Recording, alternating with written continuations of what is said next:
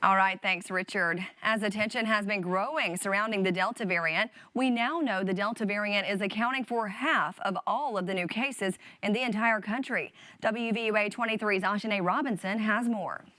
Chelsea, back in April, the Delta variant was non-existent. However, as it has started to increase, health officials are now starting to see the variant taking over circulating viral strains.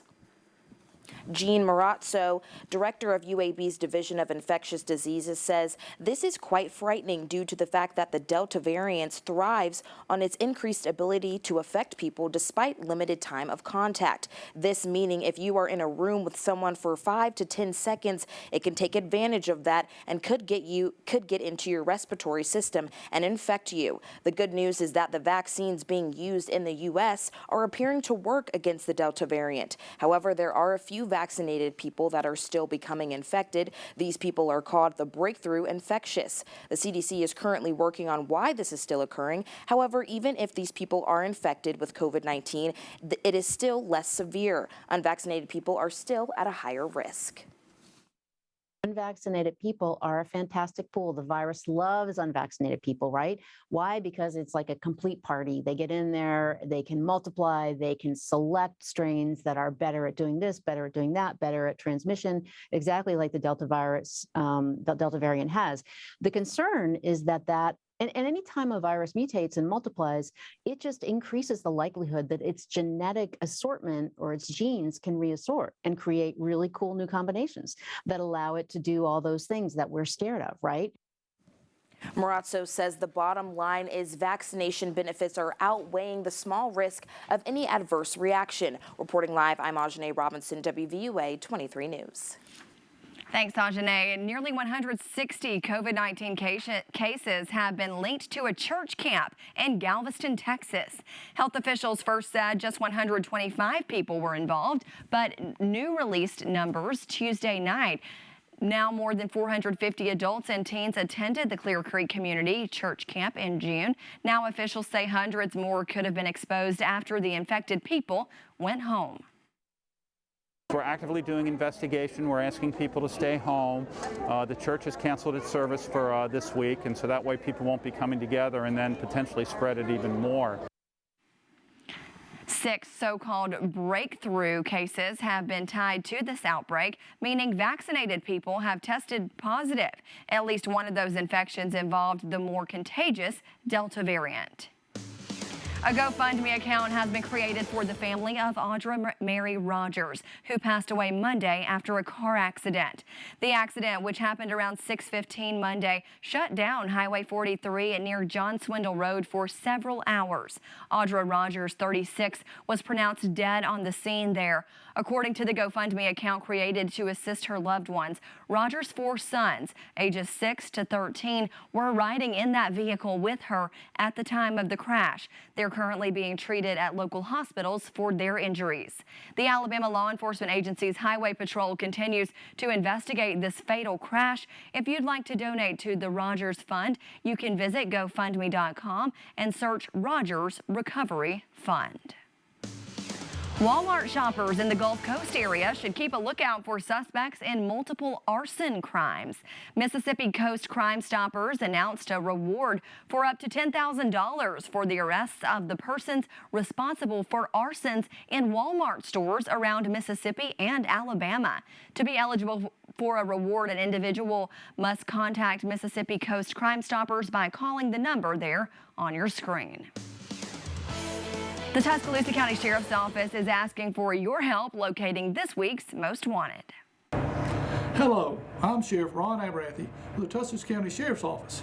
We need your help locating some of Tuscaloosa County's Most Wanted. Devarius Grayson, black male, 27 years of age, 5'10", 140 pounds, black hair, brown eyes, last known to be living in the area of Wuthering Heights Lane, Duncanville, wanted for a capital murder. Amy Watkins, white female, 40 years of age, 5'3", 150 pounds, gray hair, green eyes, last known to be living in the area of Spurlin Road, Buell, wanted for trafficking methamphetamines. Kenzarian Harris, black male, 36 years of age, 6'3", 235 pounds, black hair, brown eyes, last known to be living in the area of Bellevue Drive, Tuscaloosa, wanted for attempted murder. If you have any information on these or others wanted by the Tuscaloosa County Sheriff's Office, please contact us at 464-8672 or on our website at tcsoal.org. Like us on Facebook or follow us on Twitter. Working together, we continue to make Tuscaloosa County a safer place to live. Thank you. If you have more than a few mouths to feed at home, Tuscaloosa City Schools are here to help. The Tuscaloosa City Schools will offer free meals to children 18 and younger during the month of July as part of its annual summer feeding program. Meals will be available at the 4 location facilities listed on your screen there. Breakfast will be served between 7:30 a.m. and 8:30 a.m. and lunch 10:30 a.m. to 12:30 p.m. Meal bag pickups are available on Thursdays where children can receive a week's worth of meals. Many local folks are pleased that things are starting to get back to normal at the Community Soup Bowl here in Tuscaloosa. During the pandemic, only to-go meals were available, but now more and more people are returning to indoor meals at the Soup Bowl. The Community Soup Bowl is supported by local restaurants, the West Alabama Food Bank, and many of you who donate food goods and money to make sure folks who need a helping hand have a place to go for a good meal. Susan Lavender told us today about the many items that they can always use. We always are in need of canned goods, green vegetables, fresh fruits and vegetables, meats, even cutlery pieces, to-go boxes, napkins, really anything, aluminum foil, plastic wrap. We utilize all that. And then on Fridays, we always do what we call goodie bags, and we always give them some chicken, a peanut butter and jelly sandwich, an individual bags of chips, some cookies, a little fruit cup. So anything that would be able to go in our goodie bags, peanut butter crackers, anything like that, we can always use also. Often the Community Soup Bowl can buy more food with cash donations than we might be able to get at our local grocery store. So cash is a great way to support the work as well. A reminder that the City Council District 7 special election is 3 weeks away. The 2 candidates that qualified are Cassius Lanier and Sonia McKinstry. Lanier beat out incumbent McKinstry in March, but a judge disqualified the results of that race due to his qualifications at the time. The election is July 27th, with the polling place set at East McFarland Baptist Church. You can also vote absentee. Applications are due July 22nd. You can get one in person at the city clerk's office. An online application or any other election information can be found at elections.tuscaloosa.com.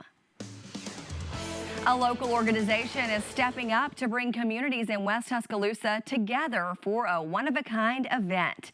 WVUA 23's Jabari Pruitt joins us now live from our newsroom. Jabari, this event seems like it's going to be very exciting. What's it all about? Well, Chelsea, of course, if this event was today, I will be right there right now, but Chesapeake Consulting Firm is trying to bring people of all walks of life in a fun and safe environment. Now, Shelton State, Stillman College, and the University of Alabama are all taking part in this event. Anyone who comes will participate in a number of sporting events, such as the dunking contest, three-point shooting contest, and more. Now, UA's men's basketball team will also be there, and former UA football player Donnie Lee Jr. will speak to high schoolers about opportunities for sports and personal growth. Now, there will also be opportunities for medical care and consultations. The Alabama Department of Public Health and Walgreens will also be on hand to give free COVID-19 vaccinations. Now, the purpose of this event is to bring a sense of unity for our city. Yelling at one another is not going to cure anything. Loving on one another does cure things, and we believe this is a spiritual approach to what is a spiritual problem and not a secular approach. Now, this event is July 21st from 10 a.m. until 4 p.m. at the McDonald Hughes Center. This event is open to the public and it's free. Live tonight from the newsroom, Jabari Pruitt, WVUA 23 News. Thanks, Jabari. Sounds like a great event. Coming up, Tropical Storm Elsa has made landfall. Hear more about the powerful storm and how some vacation goers can't seem to let it go.